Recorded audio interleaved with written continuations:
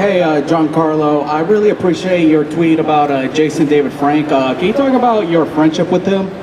I met Jason a number of years ago on the Comic-Con circuit, and immediately we were drawn to each other because of how much he loved his fans. The first time I met him, I walked into a room and I heard all this cheering that would not stop. And I look over and a guy is jumping from the floor to on top of his table.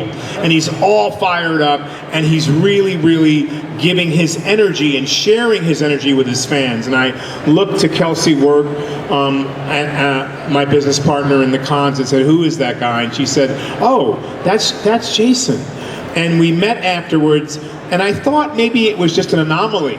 At that particular con, he had more energy. And then we proceeded to meet each other at different places around the United States. And each time, he was dressed really well.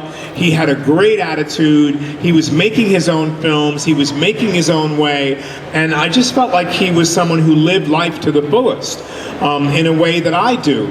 And so he became very dear to me in so many ways because of his energy level.